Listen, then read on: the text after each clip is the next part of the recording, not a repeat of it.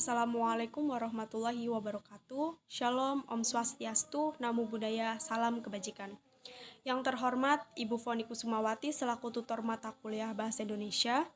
Sebelumnya perkenalkan, nama saya Anggun Kusumawati, Prodi Ekonomi Pembangunan, NIM 0478688905 dari Universitas Terbuka Semarang. Di sini saya akan menyampaikan gagasan saya mengenai topik COVID-19 tentang dampak COVID-19 terhadap perekonomian di Indonesia. Tentunya kita sudah tidak asing lagi mendengar kata COVID-19. Apa sih COVID-19 itu? COVID-19 adalah penyakit menular yang disebabkan oleh virus SARS. Sebagian besar orang yang tertular COVID-19 akan mengalami gejala ringan hingga sedang dan akan pulih tanpa penanganan khusus. Namun sebagian orang akan mengalami sakit parah dan memerlukan bantuan medis. Walaupun COVID-19 merupakan penyakit baru pada beberapa waktu silam, akan tetapi perlahan asal-usul COVID dapat terkuak. Dari dua makalah ilmiah mendukung teori bahwa virus corona pertama kali ditularkan ke manusia di pasar basah di Wuhan, Cina.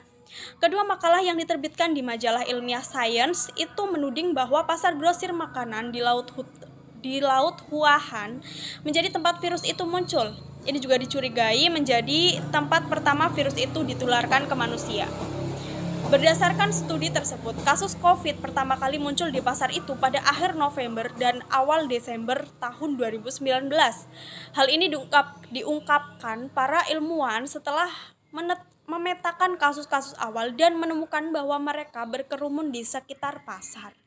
Para ilmuwan berpendapat bahwa hewan yang dijual di pasar tersebut telah terinfeksi. Hal ini menyebabkan penjual dan pelanggan di sana terjangkit penyakit itu dan menyebarkan ke orang lain. Untuk menekan laju penularan COVID-19, pemerintah Indonesia memberikan kebijakan penerapan lockdown dan PPKM. Apa sih PPKM itu? PPKM yaitu pemberlakuan pembatasan kebijakan masyarakat. Selain itu, pemerintah juga mengendalikan kapasitas rumah sakit yang menangani pasien COVID-19 agar tidak over capacity. Dampak pandemi COVID-19 terhadap perekonomian nasional dan global sangat terasa pada triwulan 2 tahun 2020.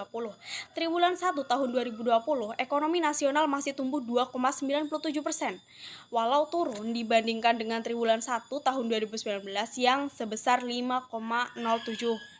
Hal ini terjadi karena pengaruh eksternal di mana COVID-19 sudah merebak di beberapa negara seperti Cina. Pada triwulan 2, walaupun belum ada data resmi, Indonesia diperkirakan mengalami kontraksi. Apa itu kontraksi? Pertumbuhan ekonomi negatif, sekitar 3%. Hal ini terjadi karena kebijakan social distancing atau pembatasan sosial berskala besar (PSBB) baru mulai pada pertengahan Maret. Social distancing dan PSBB tersebut sangat mempengaruhi aktivitas ekonomi. Keadaan ekonomi Indonesia tersebut masih lebih bagus di tingkat regional maupun dunia. Beberapa negara memiliki kontraksi yang sangat dalam, misalnya Singapura sebesar 41,2%, Amerika Serikat diperkirakan sekitar 10% dan Inggris sekitar 15%. Sementara itu, Bank Dunia memprediksi ekonomi global pada tahun 2020 akan mengalami kontraksi sebesar 5,2% dan Indonesia 0,3%. Merupakan negara kedua terbaik ekonominya sesudah Vietnam yang diperkirakan pertumbuhan ekonominya positif. Para pengamat ekonomi dan lembaga internasional IMF, Bank Dunia, OECD memprediksi akan terjadi resesi ekonomi dunia pada tahun 2020. Resesi tersebut akan dialami lebih dalam oleh negara-negara maju. Indonesia diperkirakan akan mengalami resesi, namun resesi ringan atau mild recession, karena kontraksi ekonomi diperkirakan hanya sekitar -3% sampai 0% dan tidak akan berlangsung lama, sekitar 2 triwulan. Prediksi tersebut tentu membuat kita semakin optimis untuk melaksanakan kebijakan-kebijakan pemulihan ekonomi nasional secara konsisten dan membangun kerjasama dari seluruh komponen bangsa. Pemerintah pusat mengambil kebijakan pemulihan ekonomi yang holistik. Pelaksanaan kebijakan tersebut harus didukung oleh pemerintah daerah. Pemda mempunyai peran sangat penting dalam mendorong percepatan dan efektivitas pemulihan ekonomi nasional. Pemda memahami struktur ekonomi daerah, demografi, dan kondisi sosial ekonomi masyarakatnya. Di samping itu, kebijakan APBD dapat disinergikan untuk mendorong percepatan pemulihan ekonomi di daerah. Di samping itu, masyarakat dan pelaku usaha termasuk UMKM juga mempunyai peran dan strategis dalam mempercepat pemulihan ekonomi Indonesia. Pemerintah memberikan kemudahan atau stimulus fiskal dan moneter seyogianya disambut dengan positif oleh pelaku usaha dengan menggerakkan usahanya secara baik. Pemulihan ekonomi nasional dilakukan dengan mengambil kebijakan fiskal dan moneter yang komprehensif. Di samping itu, pemerintah juga mengalokasikan dana APBN untuk pemulihan ekonomi sebesar 695,2 triliun. Pemulihan ekonomi nasional diharapkan mulai terasa pada triwulan ketiga. Meskipun tidak bertumbuh positif, diharapkan ekonomi nasional tidak berkontraksi sebesar triwulan 2. Selanjutnya triwulan keempat. Diharapkan ekonomi nasional bertumbuh positif sehingga kontraksi tahun 2020 bisa ditekan sekecil mungkin.